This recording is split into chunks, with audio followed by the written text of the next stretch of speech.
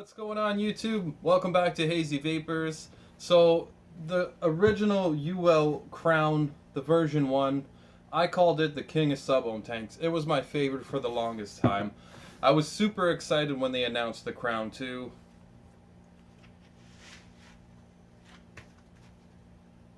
I no longer need that. Let's get into this. So I have to say, I no longer think of the Crown 2 as the king of sub-ohm tanks. Um, they've had a ton of problems with their coil heads, not screwing down, not fitting into the base. Everybody's complaining about getting dry hits, a burnt metal taste. Um, I've had a couple issues since I've owned mine, so I'm going to break it down. We'll go over my 3 ratings, and I'll let you guys know how I feel about it. So, as always, let's break down the value. It does come in this very nice packaging. I really like the packaging that Uwell uses now. It's kind of cool, these tubes. So let's pop it open and see what's inside. Of course, you will get first your little Uwell sticker. That doesn't help. Then they do keep it nice and wrapped up inside for you. In here you have your spare glass. Nice. You get your bag with your extra O-rings and the top seal. Not bad. And of course, you will get your little attention card and your little instruction booklet that just shows you how everything comes apart and whatnot. And also, you will get inside the Uwell Crown 2, you will have one stainless steel 0.25 ohm coil, and you will have a spare 0.50 coil.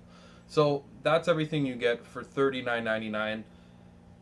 Similar to the price of the first one, definitely not as anywhere near in performance with the Crown 1. So for value, and let me just throw this in there, you can get a TFV8 which outperforms it any day for about $5 more, and it comes with everything. So value, 7 out of 10. Seems fair. Alright, so here it is compared directly against the Crown 1. As you can see, they've redesigned the entire thing. Let me break it down for you. So it is still the top fill, however, this one needs about 1 turn to get it off. I absolutely love that. The Crown's got a bunch of threading, you got to twist, twist, twist. This is almost like 1 turn and it's back on, so that's a really cool design. It looks a lot like the Rafael. I didn't buy the Rafael just because, again, it had a lot of issues. Not a lot of people had good reviews on it, so I didn't waste my money. 4 mil tank, still nicer drip tip up top. Not as big as the other one, not as long, much wider. I like that about it. It is a beautiful looking tank. Nice clicky airflow ring with a stop. Doesn't spin around, stops. Wide open. Now another cool feature in here, if you probably won't be able to see it, but inside the drip tip hole, there's a lock. Now that lock is so that when you're unscrewing the top, you do not unscrew the entire tank. I guess somebody had trouble with that, so they put this locking mechanism in there. All you gotta do is grab a flathead screwdriver, open it, and then the tank comes apart so you can clean it. I think that's a pretty cool feature. I've never had a problem with opening a whole tank when I'm trying to open the top, but just in case it does get stuck, you're not gonna open it up and lose all your juice. So that's a pretty cool design. Overall, I love the new design of this tank, especially compared to the first one. It just looks modern, it looks sleek, absolutely beautiful tank. I'm going to give it a 9 out of 10 on the design. I think it beats the Crown 1 in that aspect. So now we're on to performance. This is where this tank falls apart. It definitely does not perform like the Crown 1 at all. Mostly it's because of the coil problems that Uwell's been having. As you can see, they redesigned the bottom pins of these. It's more of a cone shape now, and that's the 510 connection, or the copper connection there. Another thing I want to warn about, if you take out this coil just to look at it, I was messing around just taking a look at it, seeing what the whole new design was about, and I actually pulled off that yellow O-ring around it. Luckily I found it, But if I didn't, and I put this coil in my tank, it would have just pissed juice everywhere. So be careful with that, because this yellow O-ring around the edge there is very loose, and it just rolls right off whenever it feels like it. So I have to say the airflow is extremely smooth on this tank. I have not used the 0.5 ohm coil that it came with. I've been using the 0.25 coil still.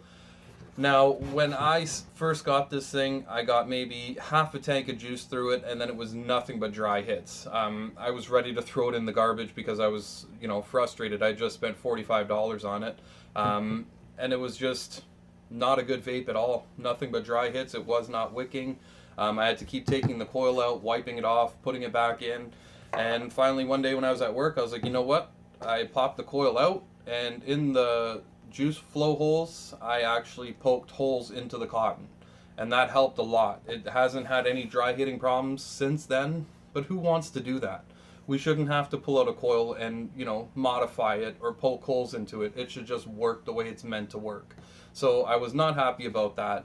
If I didn't poke those holes, I probably would have just threw that coil out and wasted, the whole life of the coil not knowing.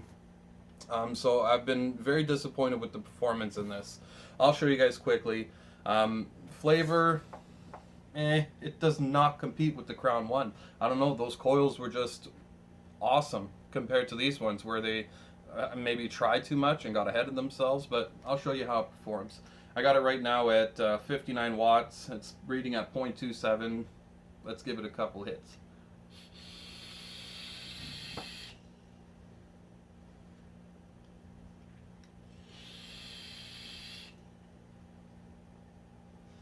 So, not bad vapor production. Flavor, it's not the greatest. It really isn't for what it is. I mean, I expected so much from Uwell. Definitely a lot better since I poked the holes in the cotton. I think maybe they packed the cotton in too tight and it just was not wicking the juice. So, for performance, very let down on the performance of the Crown tank. I'm going to give it a 5. I think it's fair because the coil, although it's performing better now, we shouldn't have to modify them. They should just work.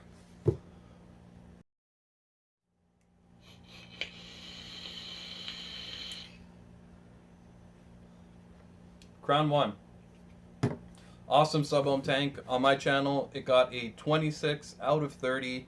The Crown 2, although it's designed a lot nicer, value's roughly the same. It's going to walk away with a final score of 21 out of 30.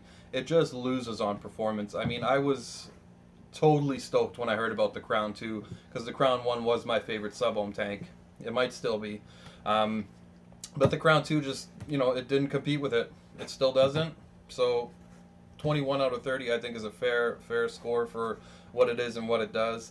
I hope in the future they get their coils right because I'm a huge fan of Uwell so far. I've kind of been let down a bit. So let's hope they pick their game up, guys.